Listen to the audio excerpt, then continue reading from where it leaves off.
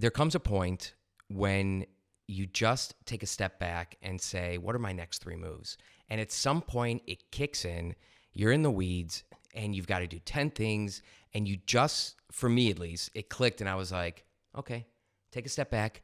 I got to refill table 1 with water. I got to drop a check off at table 2. And I need to drop dessert forks off, at 3. Well, okay, always, what's the first thing? If you got to drop any mise en place off because you just ordered something, that happens first because dessert can come out in 4 seconds. You never eat mise en place. It's got to hit first. No question. So I'm going to drop that off. I'm going to drop the check off. Then I'm going to go refill water. Then I'm going to go back and pick up the check. And by taking a step back and actually coordinating your plan, you get so much more done. So it's that idea of efficiency and steps. I have driven many a server crazy by being the manager, watching the light on in their head of I'm going out of my mind, grabbing them, pulling them aside, and just breathing with them. And they're like, I'm going to kill you. No, come on. And breathing in, tell me what you got to do. Tell me what you got to do. And then I'll say, okay, great. I'm going to go take care of table 1 and table 2. You take care of table 3 and table 4. Ready, break. And it's the philosophy of a stitch in time saves 9, measure twice, cut once. Yeah. There's a reason a lot of these sayings have been passed down. Yeah. And in anything that you do in any profession, you hopefully come to a point where you learn to take a step back because you're going to be so much more efficient. Yeah. You got to, sometimes you take a step back. The way I think about it is when you step back, you can see more. You can see the big picture, right? And when we were talking, all these like little sayings, right? In aviation, there's a saying for that. It's called being ahead of the airplane. Because when you're flying, you can't park, you can't pull over. You can't. I love that. Like you can circle if you have to. You can go into a holding pattern. But at the end of the day, like you have to be ahead of the airplane. You got to say like, where's the plane going next, and what are the 3 next places, and get everything set up. So when you get there, you're ready. When you get there, and like what could happen in a situation, so you have like a backup plan. Like maybe that's a little extreme within, probably not too unrealistic with server on the floor, but just the idea of like being ahead of. You're just being ahead, like mentally ahead of the moves, right? It's like chess. It's 100%.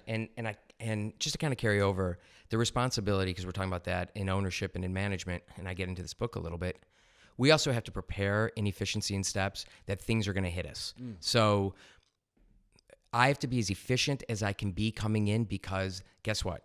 The Wi-Fi is going to go down. Someone's going to call in. Something's going to happen. And if I assume that 5 things on my plate before I head in are the 5 things I'm going to have to deal with, then I'm not setting myself up or my team up for success. So very much I need to be efficient in my steps so that I'm prepared to handle what's coming, because something's coming no matter what. Yeah. And so it's our responsibility. Yeah, I love it. So the last one you gave us was the table maintenance. What did you mean by that? Come on, right? You see it all. Yeah. Everything happens on the table, and it's this simple. So, right, here's this simple. Every time you pass the table, what needs to come on, what needs to come off? If you always ask that from yourself, you've got it. What needs to go on, what needs to come off? And so I try to simplify that, because the table is the centerpiece, and it needs to be clean, and it needs to look good. And it's just an incredible opportunity to be able to show people to trust us and we care. And that's all we're looking to do. Well, it's one of the things we're looking to do, is constantly look for reasons to show people that they should trust us. I will walk in, and it kills me to watch the table maintenance. And I will watch managers literally talk to guests for 10 minutes and not see that the water needed to be filled, and not take care of anything like that, because their eyes. That's how you read the room, with the body language, and then what's the table saying to you? Where are they? Like it's telling you everything. Yeah. So table maintenance, it's the centerpiece, and the clutter of the table is how the guest's going to feel. Yeah. How organized they'll feel. So it's just that simple. There you go. I'm curious, where are you on the pre-busing rules? Some people say, if the plate's empty, like take it away. But some people say if you have to wait until both plates are empty. Where do you stand on that? A beautiful, elegant, elderly lady told me years ago, don't ever let a lady eat alone. In which case, don't take the plate if she's still eating. I loved that line, and I'm all into the modern world, and I struggle a little bit through. You go through gender equality and all that, but still to be mensch would be a term, a good person that wants to make people feel good in tradition. So that's the first thing. But I think pre-bussing is important. I think it depends on the experience. If you go to fine dining, try to take it all together. Really look to the elegance of the choreography of the moment. So I think it's situational. I think it's fully situational. Yeah. If somebody puts a napkin in their plate, get rid of it. Yeah. Right?